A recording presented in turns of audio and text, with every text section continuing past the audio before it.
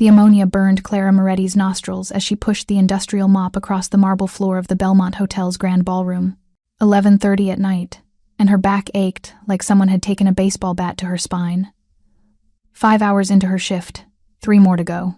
Then home to her studio apartment where the heat barely worked, and her 7-year-old daughter Sophie was sleeping at Mrs. Kim's place next door because Clara couldn't afford childcare for the overnight shift. She paused to wipe sweat from her forehead with the back of her hand, her cleaning uniform sticking to her skin. The ballroom had hosted some corporate event earlier. Hundreds of people in suits that cost more than Clara made in 6 months, drinking champagne that probably cost more than her rent, leaving behind a mess of broken glasses and trampled hors d'oeuvres that she now had to scrub from Italian marble. Clara's phone buzzed in her pocket. A text from Mrs. Kim. Sophie had a nightmare. She's okay. Now but asking for you. Guilt twisted in Clara's stomach like a knife. She typed back quickly. Tell her I love her. Home by 7 a.m. Pancakes for breakfast. It was a promise she'd keep even if she had to stay awake through sheer force of will. Sophie deserved pancakes. Sophie deserved so much more than a mother who cleaned up rich people's messes while she slept alone, scared of the dark. Excuse me. Clara looked up. A man in a server's uniform stood in the doorway, looking frazzled. They need the mop bucket in the kitchen. Someone dropped an entire tray of champagne flutes. She nodded, already heading toward the service corridor. Just another mess. Just another night. If you're enjoying this story so far, don't forget to hit the like button and subscribe.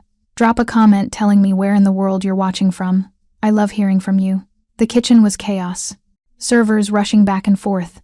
Chefs barking orders even this late at night for some private dinner service, happening in one of the executive suites. Clara maneuvered through the controlled pandemonium, keeping her head down. Invisible. That was the key to surviving as a janitor in a place like this. Nobody looked at you if you didn't make eye contact. She was mopping up the champagne when she heard it.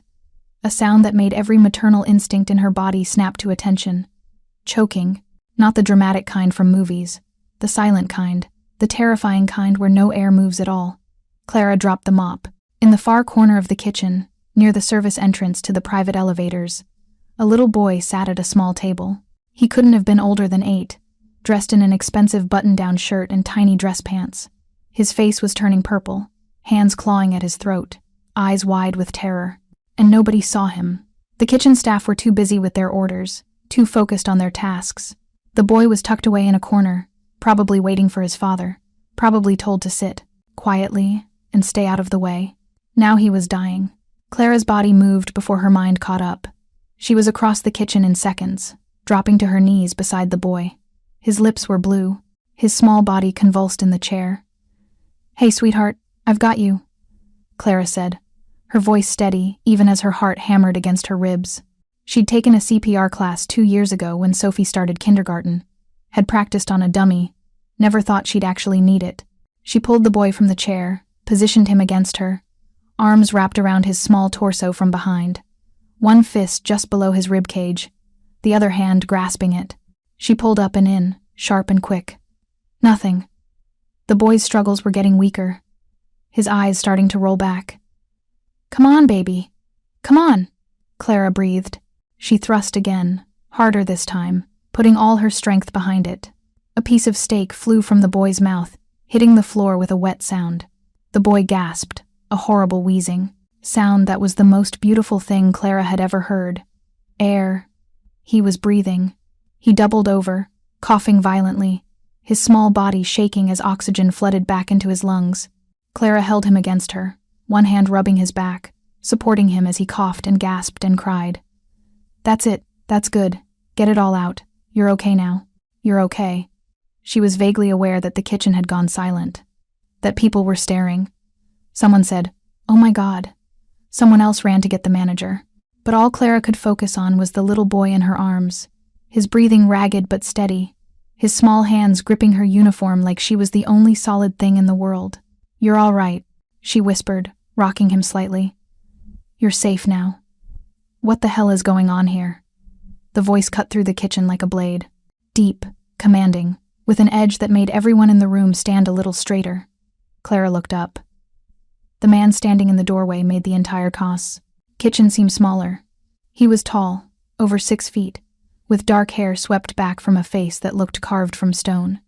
Sharp jaw, high cheekbones, and eyes so dark they were almost black. He wore a three-piece suit that probably cost more than Clara's entire year's salary. The fabric draped perfectly across broad shoulders. Everything about him screamed power, control, money, and danger. Clara had grown up in South Boston. She knew the look, the expensive suit that fit too perfectly, the way other men stepped back when he entered a room, the cold calculation in his eyes that said he was used to getting exactly what he wanted, exactly when he wanted it. This wasn't just a wealthy man. This was someone you didn't cross. His eyes swept the kitchen, taking in every detail in a fraction of a second, before landing on Clara, on the boy in her arms. Everything changed. The icy control cracked. His face went white. Luca. He was across the kitchen in 3 strides, dropping to his knees, beside them. His hands reached for the boy Luca, with a gentleness that seemed impossible from someone so intimidating. "Papa," Luca croaked, his voice hoarse. He released Clara's uniform to reach for his father, and the man pulled him close, holding him like he was the most precious thing in the world. "What happened?" The man's voice was barely controlled. He looked at Clara, and she saw it clearly now. Terror, raw, undisguised fear. "What happened to my son?" "He was choking," Clara said, her own voice shaking now that the adrenaline was starting to fade. "On a piece of steak, I think. I did the Heimlich. He's okay now, but he should probably see a doctor. Someone call my physician." The man barked to no one in particular. 3 people immediately pulled out phones. "Tell him to meet us at the penthouse." "Now." He stood, lifting Luca with him. The boy clung to his father's neck, still coughing occasionally, but breathing, alive. The man looked at Clara. Really looked at her. His eyes traveled over her face, her uniform, the name tag pinned to her chest that read, "Clara, janitorial staff." "You saved my son's life." It wasn't a question. It was a statement of fact, delivered with the weight of absolute certainty. Clara stood, her knees protesting. "I just did what anyone would do." "No." His voice was firm. Most people would have frozen, would have called for help and waited while he died. He shifted Luca slightly, keeping one arm locked around him protectively. "You didn't hesitate." One of his men appeared at his elbow. Clara hadn't even noticed him approach. Built like a tank, with a scar running down his left cheek and eyes that missed nothing. "Sir, the car is ready. Dr. Morrison is on his way to the penthouse." The man nodded, but his eyes never left Clara. "Your name?" "Clara. Clara Moretti. Clara Moretti." He said it slowly, like he was committing it to memory, like it was important. "I'm Dante Caruso." The name hit Clara like cold water. Dante Caruso. Everyone in Boston knew that name.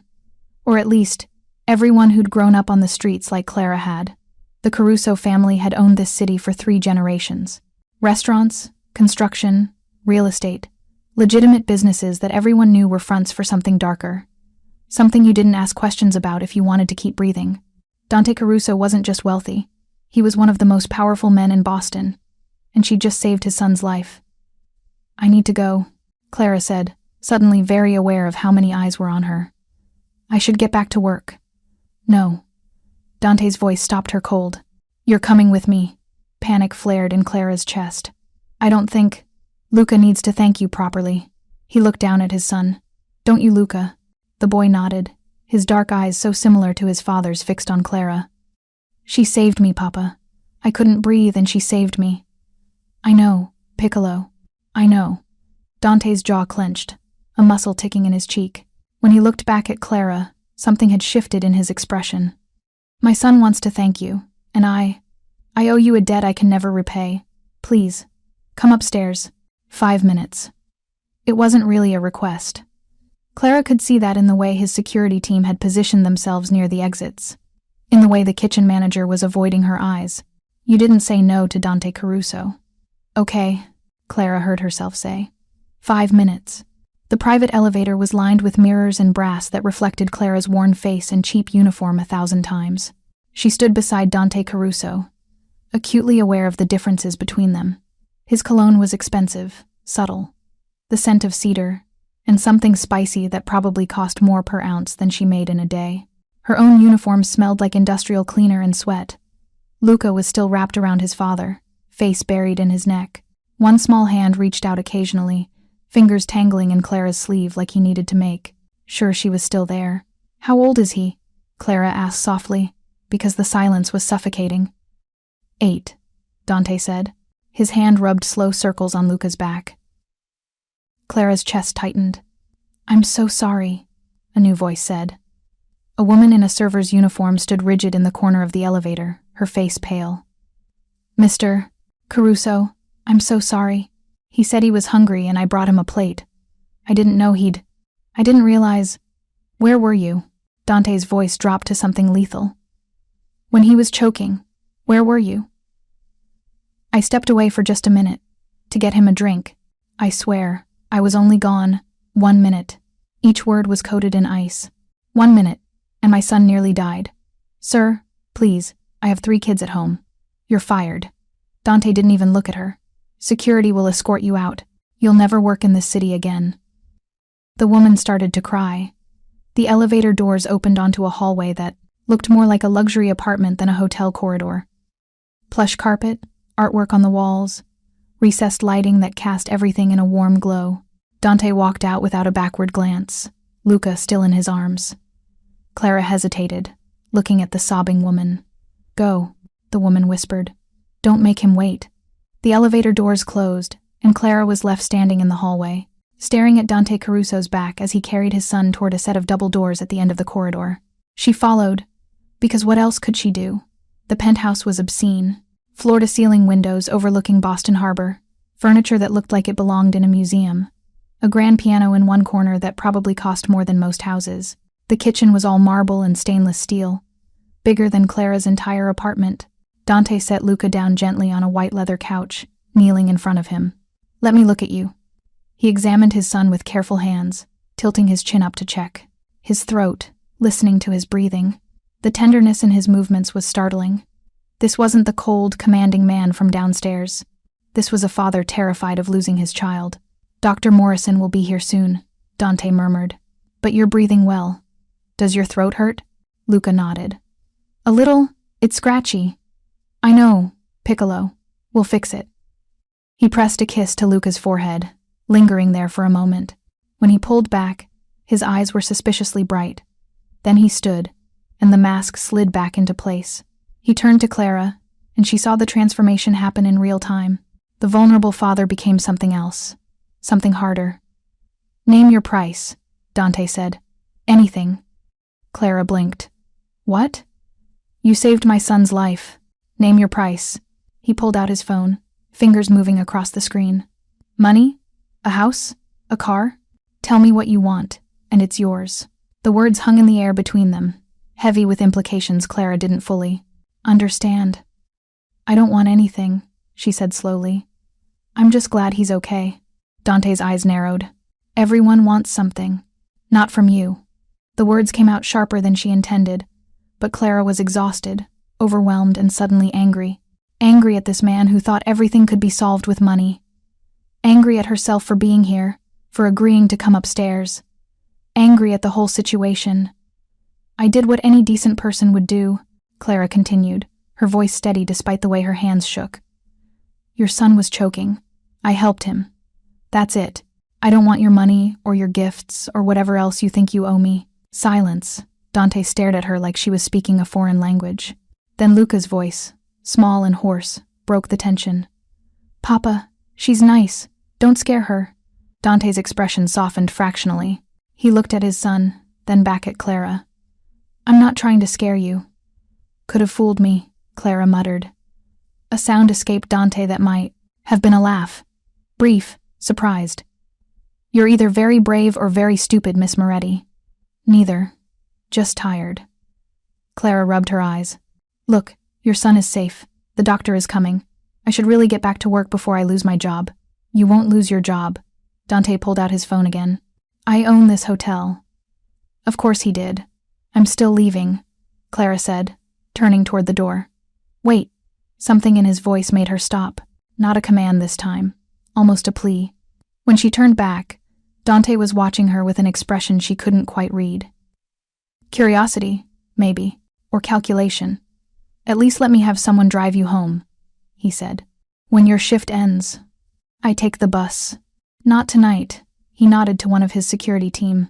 Marco will drive you home. It's the least I can do. Clara wanted to refuse. Every instinct screamed at her to refuse. But her feet hurt, and the bus didn't run reliably this late.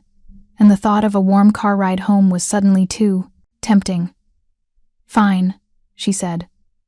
When my shift ends at 6:30. Marco will be waiting. Clara nodded and headed for the door. She had her hand on the handle when Luca called out. Miss Clara? She turned. The boy was sitting up on the couch now, his color better, his breathing easier. He looked so small in that huge penthouse, surrounded by luxury that seemed cold despite its opulence.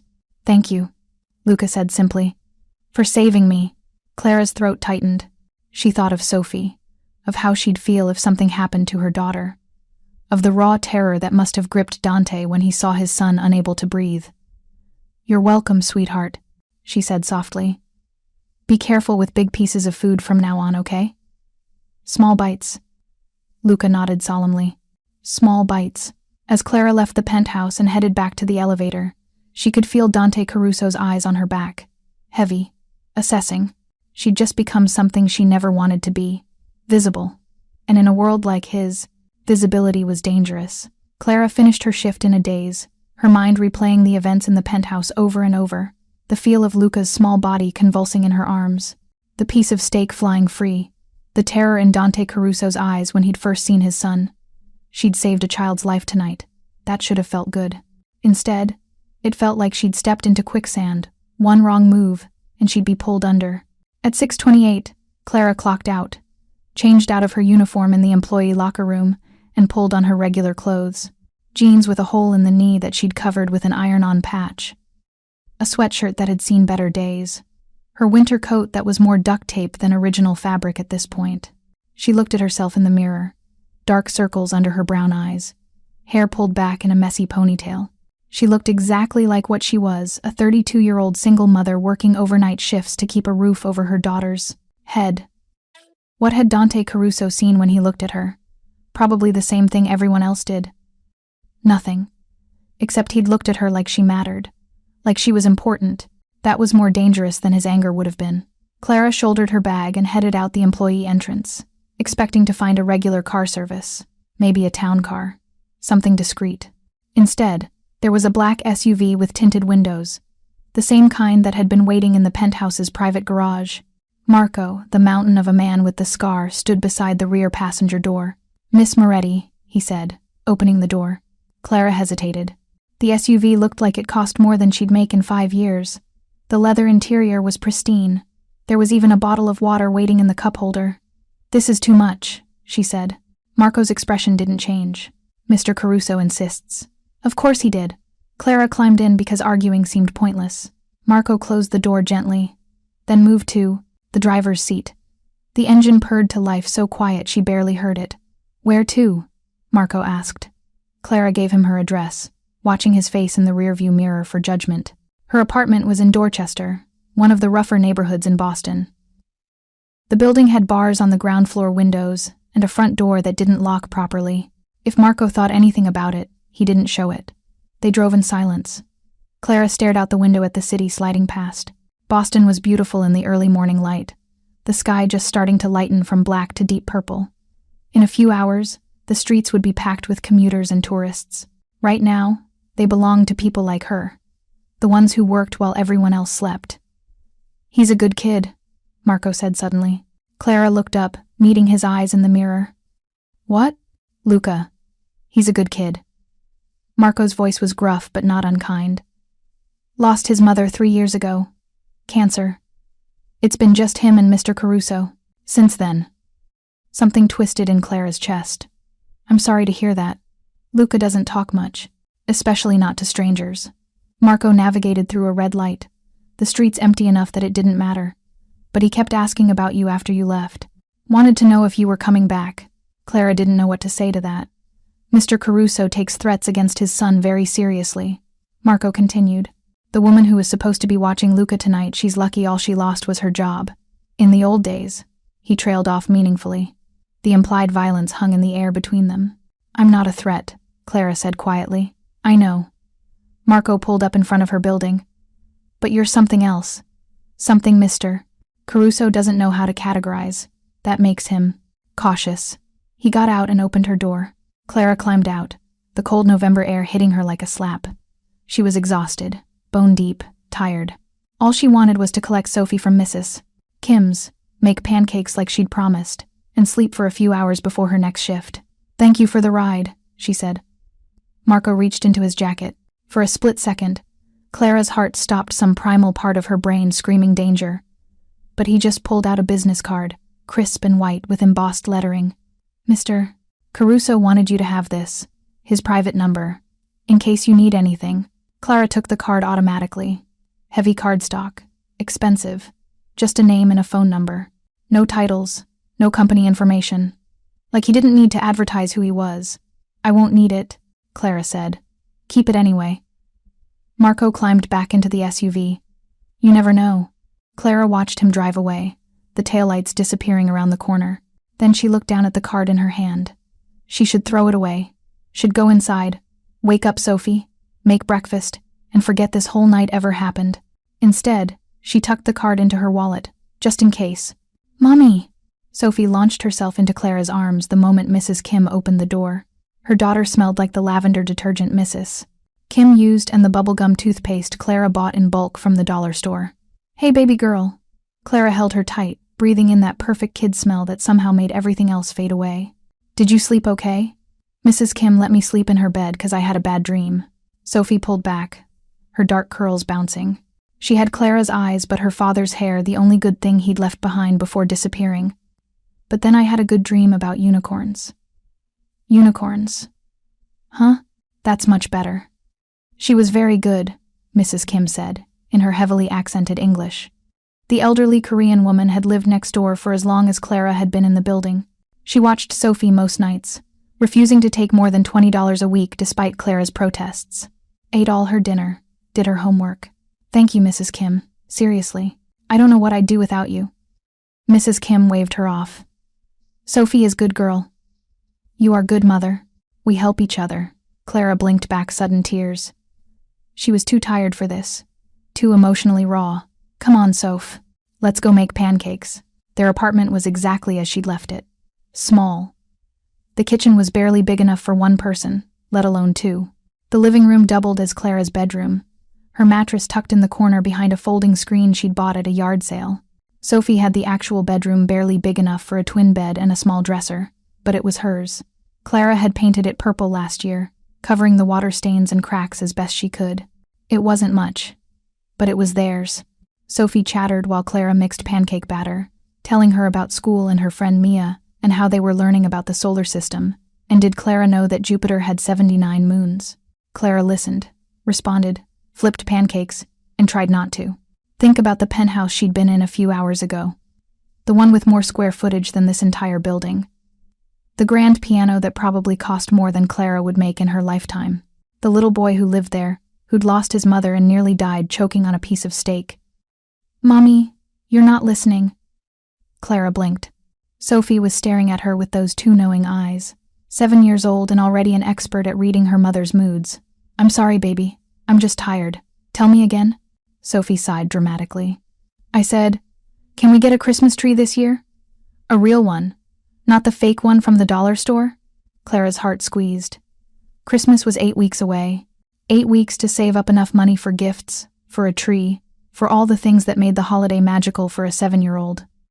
"We'll see," Clara said, which was mom code for probably not. Sophie's face fell, but she nodded. She understood. She was always understanding. Too understanding for a bad kid her age. They ate pancakes together, Sophie's feet swinging under the table as she drowned hers in syrup. Clara forced herself to eat even though she wasn't hungry, forced herself to smile and joke and be present. But part of her mind was still in that penthouse, still feeling the weight of Dante Caruso's gaze, still holding that business card like it was a live grenade. Clara managed 3 hours of sleep before her alarm went off. She had a day shift at the hotel today covering for someone who'd called in sick. Double shifts were brutal, but the overtime pay was worth it. She got Sophie ready for school, walked her to the bus stop, kissed her goodbye, and then headed to the subway station. The morning commute was packed, everyone pressed together in that intimate way that somehow felt impersonal. Clara held onto the pole and closed her eyes, swaying with the train's movement. She was almost asleep, standing up when her phone buzzed. Unknown number. Clara almost didn't answer. Telemarketers, probably, or a scammer. But something made her swipe to accept. Hello? Miss Moretti. The voice was instantly recognizable. Deep, controlled, authoritative. This is Dante Caruso. Clara's eyes flew open. Several people near her glanced over at her sharp intake of breath. How did you get my number? She asked quietly. The employment records at the hotel. He said it like it was obvious, like privacy wasn't a concern. I'm calling to thank you again for last night. Luca is doing well. Dr. Morrison examined him and confirmed no lasting damage. That's good. I'm glad. I also wanted to extend an invitation. A pause. Luca would like to see you again. To thank you properly. Would you be available for dinner tonight? At my home? Every alarm bell in Clara's head started ringing. Mr. Caruso, that's very kind, but I insist. His voice softened slightly. Luca hasn't stopped talking about you, about how brave you were, how kind. He's drawn you 3 pictures already this morning. The image of an 8-year-old boy drawing pictures of the woman who saved him made Clara's throat tight. I have a daughter, she said. I can't just bring her. Dante didn't hesitate. How old? 7. Perfect. Luca could use a friend his age. My chef will prepare something children appropriate. 7 o'clock? It wasn't really a question. Clara could hear that in his tone. This was happening whether she agreed or not. Mr. Caruso, Dante, please. The intimacy of the first name felt dangerous, like crossing a line she couldn't uncross. Dante, she said carefully. I appreciate the invitation, but I don't think it's appropriate. I'm just the woman who saved my son's life. His voice dropped lower. Just the woman who didn't ask for anything in return. Do you know how rare that is in my world, Clara? The sound of her first name in his mouth sent an involuntary shiver down her spine. I'll have Marco pick you up at 6:30. Dante continued before she could protest. Your address is on file. Dress casually. It's just dinner. Nothing about this man was just anything. Okay, Clara heard herself say. 6:30. Good. There was satisfaction in his voice. I'll see you tonight. He hung up before she could change her mind. Clara stared at her phone, her reflection visible in the dark screen. She looked terrified. What was she doing? You did what? Maria, one of the other housekeepers at the hotel, stared at Clara like she'd grown a second head. They were on their lunch break, sitting in the employee cafeteria with its fluorescent lights and plastic chairs. I'm having dinner at Dante Caruso's house, Clara repeated, with Sophie. Girl. Maria leaned forward, her voice dropping to a whisper. Do you know who Dante Caruso is? I have an idea. An idea? Maria shook her head. Clara, honey, the man is dangerous.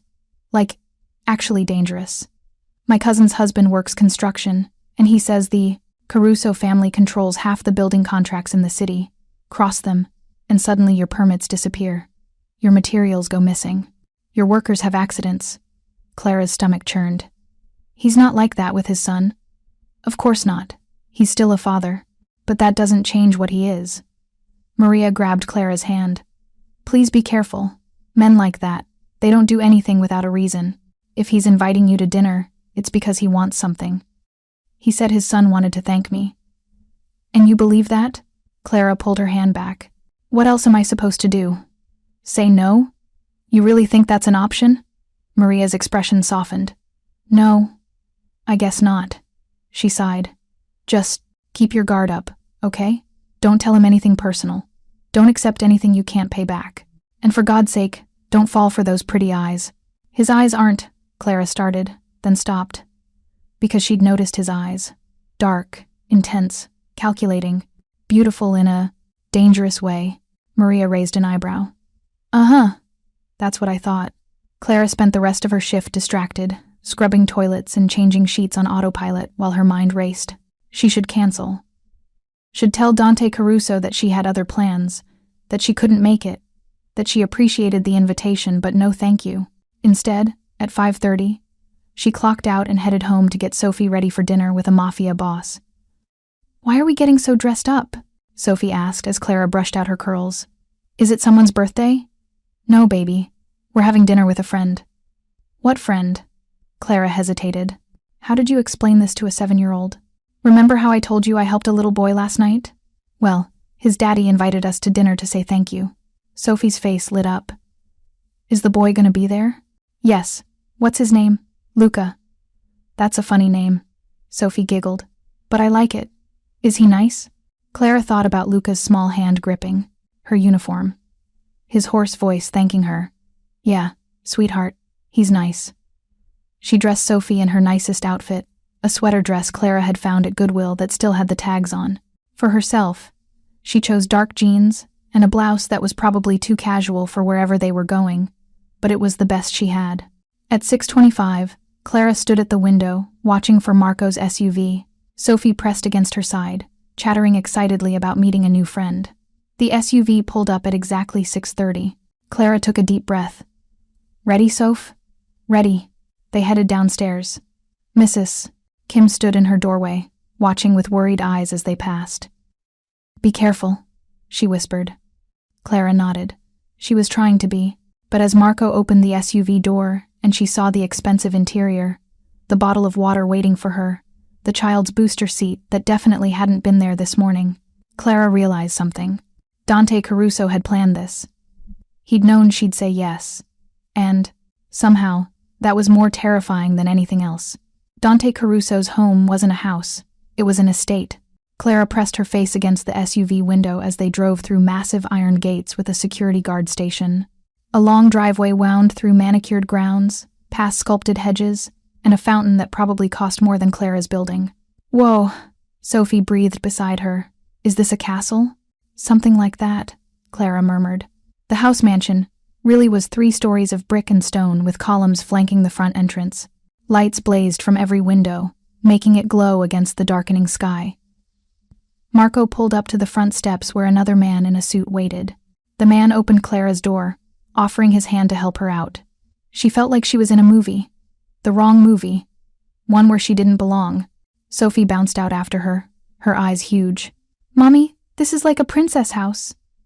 Before Clara could respond, the front door opened. Dante Caruso stood in the doorway, backlit by warm light from inside. He'd changed since this morning, traded the 3-piece suit for dark slacks and a white button-down with the sleeves rolled up. It should have made him look more casual. Instead, it just made him look younger. More dangerous in a different way, Clara, he said, his voice carrying across the space between them. Thank you for coming. And beside him, bouncing on his toes, was Luca. The boy's face broke into a huge smile when he saw Clara. Miss Clara, you came. He ran down the steps, stopping just in front of her. Up close, in the light, Clara could see the faint bruising on his throat where he'd clawed at it last night. Evidence of how close they'd come to tragedy. Hi, Luca, Clara said gently. How are you feeling? Way better. He looked at Sophie with curiosity. Who's that? This is my daughter, Sophie. Hi, Sophie said shyly. Hi. Luca's smile grew even wider. Do you like video games? I have like 1 million. Video games. And a movie room. And Papa says we're having lasagna for dinner because that's my favorite. Sophie looked up at Clara with wonder. A movie room. Video games. This kid's life was so far removed from theirs it might as well be another planet. Come.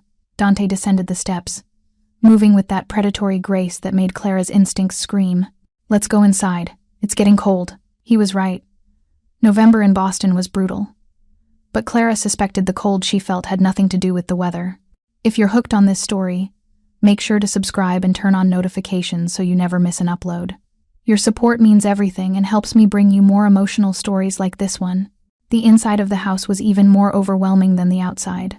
Marble floors, crystal chandeliers, artwork that looked like it belonged in museums. A curved staircase swept up to the 2nd floor, the banister polished to a high shine. Luca, why don't you show Sophie the do? Game room? Dante suggested. We'll call you when dinner is ready. Come on. Luca grabbed Sophie's hand, already pulling her toward a hallway. You're gonna love it. Sophie looked back at Clara with uncertain excitement. Clara nodded, giving her permission. And the 2 children disappeared around the corner, Luca's voice echoing as he explained all the games they could play. Then it was just Clara and Dante. standing in his enormous foyer. Alone. Your home is beautiful, Clara said, because someone had to say something. Thank you. Dante gestured toward another hallway. Come, I'll show you the library while the children play. We should talk. Those 3 words made Clara's blood run cold. We should talk. Nothing good ever followed that phrase, but she followed him anyway, her sneakers silent on marble that probably cost more per square foot than her entire apartment, into a room lined floor to ceiling with books. The library was smaller than the rest of the house, but somehow more intimate. Leather furniture, a fireplace with a real fire crackling in the hearth, the smell of old books and expensive wood polish. Dante closed the door behind them. Sit, he said, gesturing to one of the leather chairs. Please. Clara sat, perching on the edge of the seat, ready to run if necessary. Dante didn't sit. He poured 2 glasses of amber liquid from a crystal decanter, then handed one to Clara. I don't drink, she said automatically. It's apple cider. Warm. I thought you might need it. He settled into the chair across from her, his long legs stretched out, casual in a way that felt calculated. You look terrified. Should I be? No, he said it simply. Certainly. Clara, I asked you here for 2 reasons. First, because my son genuinely wanted to thank you. He's been drawing pictures of you all day, asking questions. He doesn't warm up to people easily, but you made an impression. And second, Dante took a sip of his own drink, his eyes never leaving her face. Because I need to make sure you're safe. Clara's hand tightened around her glass. Safe from what? From consequences. He leaned forward, elbows on his knees. Do you know what happened last night? Why my 8-year-old son was alone in a kitchen eating steak. The woman watching him said she stepped away to get a drink. The woman watching him was paid by my enemies to be incompetent at a crucial moment. Dante's voice was flat, cold. The piece of steak Luca choked on? It was deliberately cut large, placed on his plate while her back was turned. Someone wanted my son to choke, wanted him to die in a way that looked like an accident. The room spun. Clara set down her glass before she dropped it. That's impossible, she whispered. In my world, nothing is impossible. Dante's jaw clenched. I've made enemies, Clara. Powerful ones. Killing a man's child is the ultimate revenge. And last night, they nearly succeeded. But I saved him. Yes, you did. His eyes bore into hers. Which means those same enemies now know your face, know your name. And they'll be wondering who you are to me. Why you interfered, whether you're an asset or a threat. Clara's breath came short and sharp. I'm nobody. I'm just a janitor. I was in the wrong place at the wrong time. You were in exactly the right place at the right time. And that makes you important. Dante stood, moving to the fireplace. The flames cast shadows across his face, making him look like something out of a Renaissance painting. Dangerous and beautiful and utterly inhuman. I can protect you, Clara. I can make sure nothing happens to you or your daughter. But I need you to let me. How? Clara's voice cracked. How exactly do you plan to protect us? Security detail. Men watching your apartment building. Your daughter's school. Anywhere you go, my people will be there. Invisible but present. The thought of being watched constantly made Clara's skin crawl. For how long? Until the threat is neutralized. And when will that be? Dante turned to face her. I don't know. The honesty was somehow worse than a lie would have been. I can't live like that, Clara said. Sophie can't live like that. We're regular people. We're not part of your world. You became part of my world the moment you saved my son. Dante crossed to her chair, kneeling in front of it, bringing himself to her eye level. Up close, she could see the faint lines around his eyes, the barely visible scar on his left cheekbone, evidence of a life lived dangerously. Clara, I know this is overwhelming. I know you didn't ask for any of this, but you saved what matters most to me. Now let me save what matters most to you. Sophie, Clara breathed. Sophie, he confirmed. I've already had men watching your building since this morning, following her to school, making sure she's safe. I can show you the logs if you don't believe me. Anger flared hot in Clara's chest. You've been stalking my daughter? I've been protecting her. Dante's voice remained calm, level. Because I knew the moment I identified you, my enemies would do the same. And I was right. 3 different men surveilled your building today, 2 followed Sophie's school bus. None of them touched her, because my men were there first. But Clara, they know where you live. They know where your daughter goes to school. They know everything. The room tilted. Clara pressed her hands to her face, trying to breathe. This couldn't be happening. This couldn't be real. I'm going to be sick, she whispered. Breathe, Dante commanded gently. Deep breaths.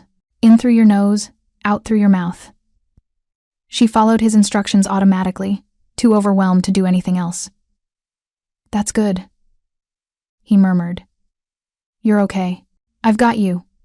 No. Clara dropped her hands, looking at him with eyes that burned. You don't have me. You trapped me. I saved your son's life, and now mine is destroyed. Pain flashed across Dante's face. Real, genuine pain that made him look almost human. I'm sorry, he said quietly. Truly.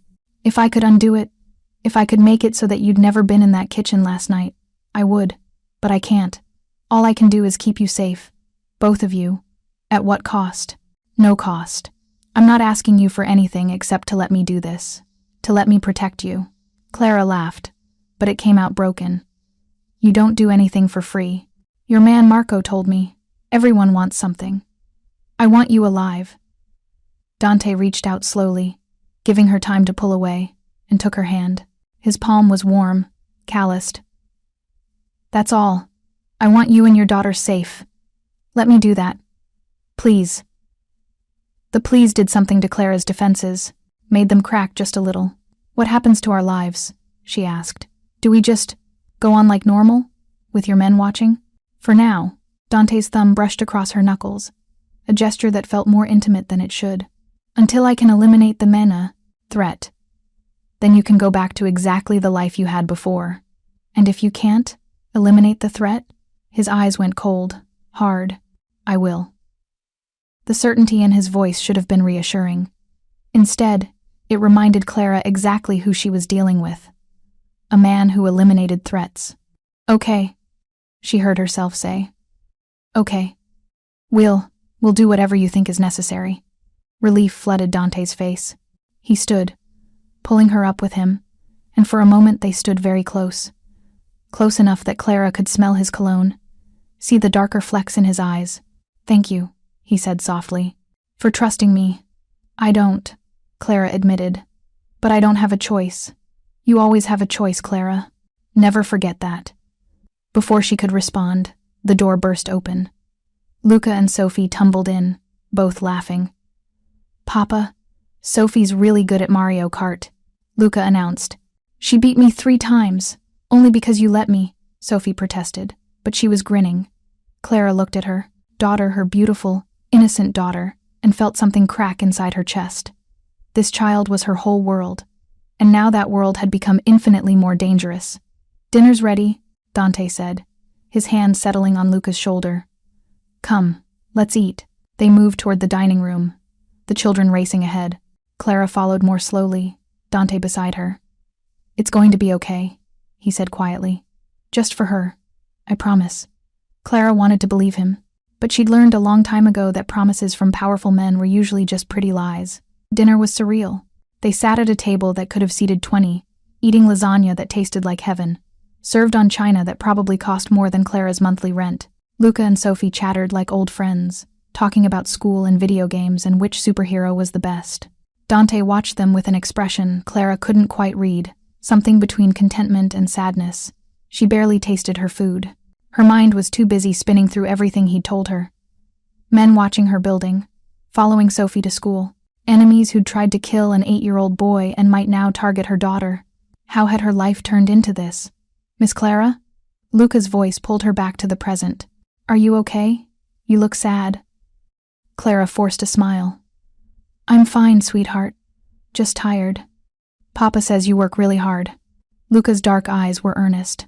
At the hotel, cleaning things. I do. That's important work, Dante said, his voice firm. Luca and I were just discussing it this afternoon. How every job matters. How we should respect everyone who works honestly. The implication hung in the air, honestly. Unlike what Dante did. But when Clara looked at him, she saw the father who'd held his choking son with such tenderness. the man who'd said please when asking for her trust. The contradiction made her head hurt. After dinner, Sophie and Luca begged to watch a movie. Dante agreed, leading them to what he'd called the movie room, but was actually a full home theater, with plush reclining seats and a screen the size of Clara's living room wall. He got them settled with popcorn and some animated film about talking animals, then gestured for Clara to follow him. They ended up on a terrace off the library, the November cold biting through Clara's thin blouse. Dante noticed immediately, shrugging off his jacket and draping it around her shoulders before she could protest. It smelled like him, cedar and something darker. "I need to tell you the full situation," Dante said, leaning against the stone balustrade. "No more dancing around it." Clara pulled his jacket tighter. "I'm listening. The Salvatores. Another family. We've been at odds for years over territory, over business, over old grudges that should have been buried decades ago." He lit a cigarette, the ember glowing in the darkness. Clara hadn't known he smoked. 3 months ago, they tried to move in on one of my shipping operations. I pushed back. Hard. Too hard, perhaps. I put 2 of their men in the hospital. "Dante, I'm not proud of the violence, Clara, but in my world, showing weakness gets you killed, gets everyone you love killed." He took a long drag.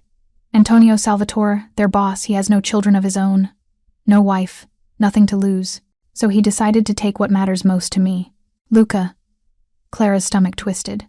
"The woman watching Luca last night, Maria Gonzalez. Her daughter has a drug problem. The Salvatores paid for her rehab, then threatened to pull her out unless Maria did what they asked. She didn't want to hurt Luca. She got scared, made a choice. What happened to her?" Dante's jaw clenched. "She's in protective custody, giving testimony against the Salvatores. In exchange, her daughter stays in rehab, and Maria gets to disappear. New identity, new life, far from here." "You could do that," Clara realized. "For me and Sophie. Give us new identities. Make us disappear." "I could." Dante turned to look at her. "Is that what you want? Was it?" Clara thought about their life. The cramped apartment, the endless work, the constant struggle to make ends meet. But also Mrs. Kim's kindness, Sophie's school, the familiarity of their neighborhood. It wasn't much, but it was theirs. "I don't know," she admitted. "You don't have to decide tonight." Dante stubbed out his cigarette. "But I need you to understand something, Clara. The Salvatores won't stop. Not until I stop them. And that means—" He trailed off. "That means war," Clara finished quietly. "Yes." The word hung between them, heavy with implications. "People will die," Clara said. "Yes. Because of me. Because I saved Luca." "No." Dante's voice was sharp. "Because of me. Because of choices I made long before you entered this situation. You're just caught in the crossfire. But I swear to you, I will keep you safe. Whatever it takes." Clara looked out at the grounds of Vey. The estate, the manicured perfection of it all. A gilded cage. That's what this life was. Beautiful and suffocating. "I should take Sophie home," she said. "Marco will drive you whenever you're ready. Now. We should go now." Dante nodded slowly. "I'll get the children." 3 weeks passed in a strange new reality. Clara went to work, came home, took care of Sophie. On the surface, nothing had changed. But she felt them constantly Dante's men. A shadow in a parked car outside her building, a stranger in the hotel lobby who was always there when she clocked in, a maintenance worker at Sophie's school who watched a little too carefully. It should have felt invasive. Instead, it felt like being wrapped in invisible armor. And then there were the gifts. The first arrived 2 days after the dinner. A new winter coat for Sophie, thick and warm with a hood lined in faux fur. The note said simply, "She needs something better than duct tape." Clara had wanted to send it back, but Sophie had tried it on, spinning in circles with delight, and Clara couldn't bear to take it away. Then came the groceries, delivered to her apartment weekly, always when she was at work. Quality food, fresh produce, things Clara could never afford. No note, but she knew. The gift card to the hospital where Sophie needed to get her vaccinations updated. The anonymous payment of 2 months back rent to her landlord. The new tires on her ancient car that she'd been putting off for months. Dante Caruso was taking care of them, and Clara didn't know how to feel about it. "You need to be careful," Maria warned her one afternoon at work. They were cleaning one of the luxury suites, the kind that cost more per night than Clara made in a week. Men like that, they don't give without expecting something back. He hasn't asked me for anything, Clara said, scrubbing the marble shower. Yet. Maria changed the sheets with practiced efficiency. But he will. They always do. That night, Clara's phone rang. Dante's number. She almost didn't answer, but something made her thumb the green button. Hello, Clara. His voice was rough, strained. I need you to listen very carefully. Don't panic, but I need you to take Sophie and go to Mrs. Kim's apartment. Lock the door. Don't open it for anyone except Marco. He's 3 minutes away. Ice flooded Clara's veins. What's happening? The Salvatores know where you live. They're coming.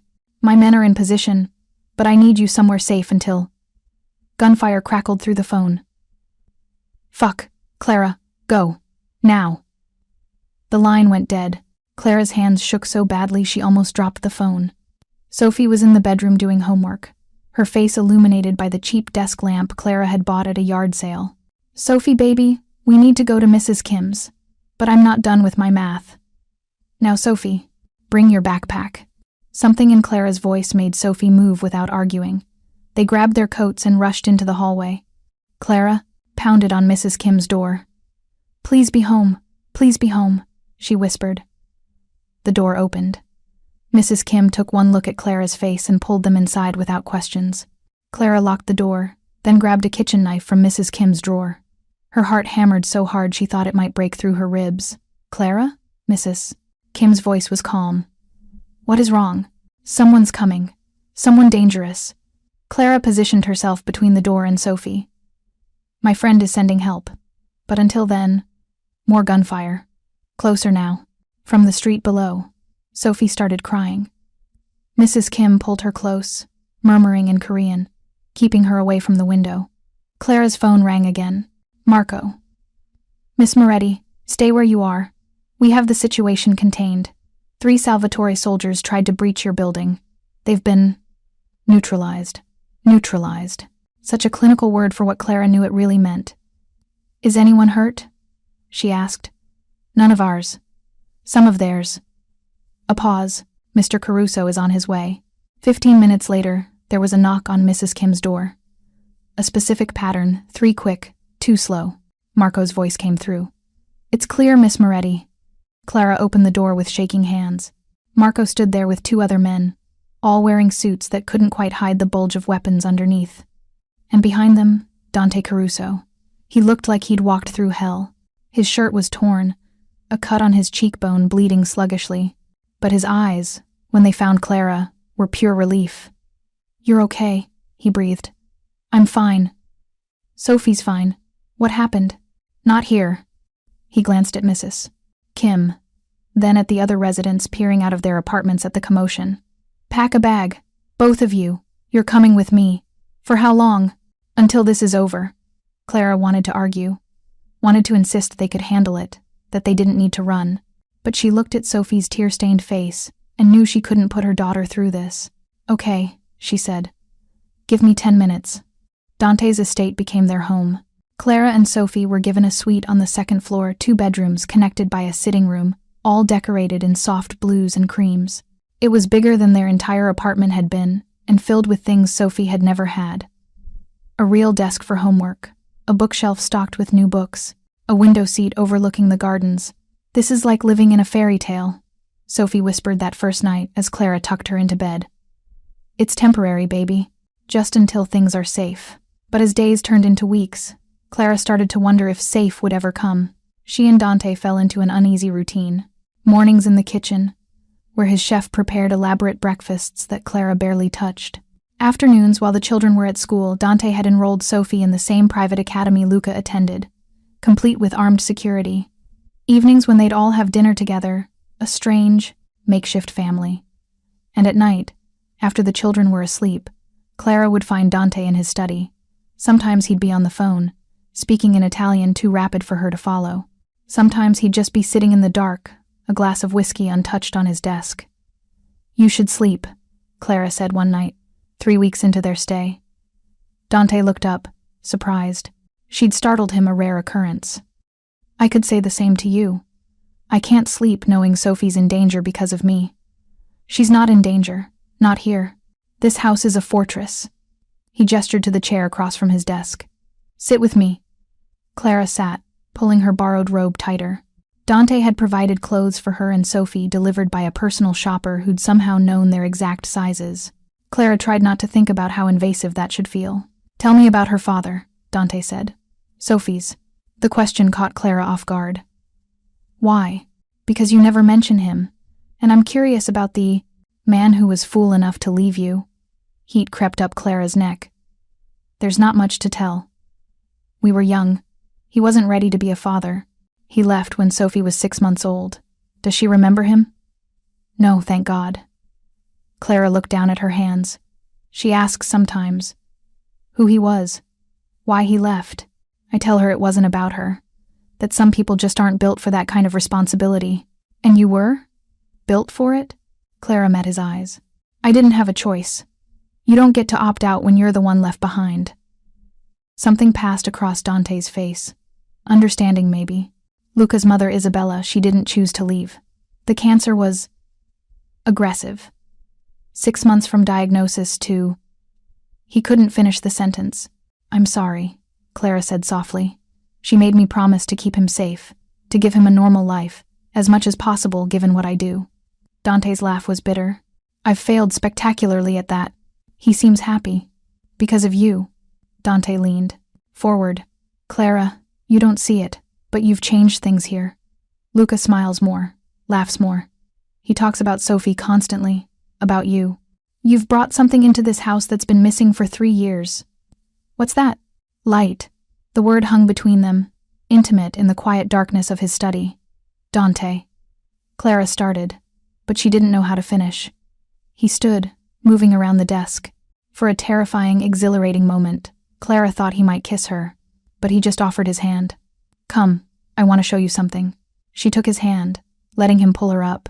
His palm was warm, calloused from something other than paperwork. They walked through the silent house, past portraits of Dante's ancestors, past rooms Clara had never entered. He led her to a conservatory she hadn't known existed. Glass walls and ceiling, filled with plants that shouldn't survive Boston winters. The city lights glittered in the distance through the glass. Isabella designed this, Dante said softly. She loved gardens but could never maintain them. Too sick, even before the diagnosis. So I built her this. Temperature-controlled, low maintenance. She could sit here and pretend she was somewhere else. Clara could picture it. A beautiful woman in this beautiful room, trying to forget she was dying. After she passed, I couldn't come in here, Dante continued. Couldn't bear it. But then Luca started bringing you up. Talking about the kind woman who saved him, who didn't want anything in return. And I found myself in here again, thinking about second chances. He turned to face Clara fully. I know this isn't fair to you. Any of this. You saved my son's life, and I repaid you by putting you in danger. By forcing you to upend your entire existence. By making you dependent on me for your safety. Dante, let me finish. His hand came up, fingers brushing her cheek so gently she barely felt it. I'm a selfish man, Clara. I've done terrible things, hurt people, built an empire on blood and fear. But when I look at you, when I see you with Luca and Sophie, I want to be different, better. The kind of man who deserves someone like you. Clara's breath caught. You don't know me. Not really. I know enough. I know you work yourself to exhaustion for your daughter. I know you put yourself between a choking child and death without thinking twice. I know you're brave and kind and stronger than you realize. His thumb traced her jawline. I know I'm falling for you, and I shouldn't be. This isn't the right time or the right circumstances. But Clara Moretti, I can't help it. This is crazy, Clara whispered. But she didn't pull away. I know, I should be terrified of you. I know. I should take Sophie and run as far from you as possible. I know. His forehead rested against hers. But are you going to? Clara thought about the past 3 weeks. About Luca teaching Sophie chess, his face lighting up when she beat him.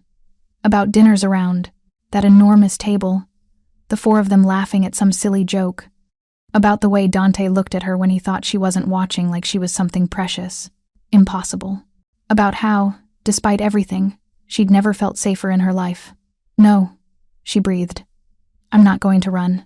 Dante kissed her then, soft at first, questioning, giving her every chance to pull away. When she leaned into him instead, the kiss deepened. His hands tangled in her hair, pulling her closer. And Clara forgot to be afraid. She forgot about the danger, the impossibility, the 100 reasons this was a terrible idea. All she felt was him. The attack came a week later. Clara woke to the sound of gunfire and Dante's voice shouting orders through the house. She bolted from her bed, running to Sophie's room. Her daughter was already awake, eyes wide with terror. "Mommy? Come here, baby." Clara pulled Sophie against her, her mind racing. They were supposed to be safe here. Dante had said this house was a fortress. The door burst open. Marco, his suit jacket torn, blood on his sleeve. "Basement. Now. Don't stop for anything." Clara grabbed Sophie and ran. They pounded down the stairs, following Marco through corridors Clara had never seen. Behind them, more gunfire. Shouting. The sound of breaking glass. The basement was reinforced steel, more bunker than cellar. Marco pushed them inside where Luca was already waiting with one of the housekeepers. "Papa?" Luca's voice was small, terrified. "Your father is handling it," Marco said grimly. "Stay here. Don't open this door for anyone except Mr. Caruso or me." He sealed the door from the outside. The lock engaged with a heavy thunk. And then they waited. Sophie and Luca held hands, both crying silently. The housekeeper Anna tried to distract them with a story, but her voice shook too badly to be convincing. Clara pressed her ear to the door, trying to hear something, anything. The gunfire had stopped. Either that was good or very, very bad. 20 minutes crawled by. 30. An hour. Then the lock disengaged. Clara grabbed the first thing she could use as a weapon, a metal bookend from one of the shelves. The door opened. Dante stood there, covered in blood. His shirt was torn, his face bruised, a gash on his temple still bleeding. But he was alive. "It's over," he said. Luca launched himself at his father, and Dante caught him, holding him tight despite whatever injuries he'd sustained. "Papa, you're bleeding." "I'm fine, Piccolo. I'm fine." Dante's eyes found Clara over his son's head. "Are you hurt?" She shook her head, unable to speak. "The Salvatores?" Marco asked from behind Dante. "Dead, all of them." Antonio came himself, brought 20 men. "We were ready." Dante's voice was flat, cold. "It's done." The implications sank in slowly. The Salvatores were dead. The threat was over. Clara should have felt relief. Instead, she just felt numb. That night, after the children had finally fallen asleep and the house had been secured, Clara found Dante in his study. He'd showered, changed into clean clothes, bandaged his wounds. But he still looked like death. "How many?" Clara asked. He didn't pretend not to understand. 12 of theirs, 3 of mine, 3 men dead, protecting her, protecting Sophie. "I'm sorry," she whispered. "Don't." Dante's voice was sharp. "Don't apologize for surviving. Those men knew what they signed up for. Did they know they'd be dying for a janitor and her kid? They died protecting this family." Dante stood, moving toward her with that predatory grace. "You're part of that family now, Clara. You and Sophie. Whether you want to be or not." "I can't," Clara's voice broke. "I can't live like this, Dante." Constantly looking over my shoulder, wondering when the next attack will come. Watching you covered in blood. There won't be a next attack. Antonio was the last of the Salvatore line. With him dead, there's no one left to carry the grudge. Until the next family, the next enemy. Clara backed away from him. "This is your life. Violence and death and danger. I can't raise Sophie in this world." "Then let me change it." Dante caught her arms, gentle but firm. "I've been thinking about this for weeks. About what Isabella would want for Luca. What you want for Sophie. And I've made a decision." "What kind of decision?" "I'm getting out." The words fell between them like stones. "Not today. Not tomorrow. These things take time. But I'm systematically untangling myself from the family business. Selling off the less legitimate operations. Transitioning the legitimate ones to separate entities. In 2 years, maybe 3, I'll be clean. Just another rich businessman with a complicated past." Clara stared at him. "You can't just leave." "I can. It'll take careful planning, strategic moves. Some people won't like it, but I can do it." His hands slid down her arms to take her hands. For Luca, for you and Sophie, for the family we could be.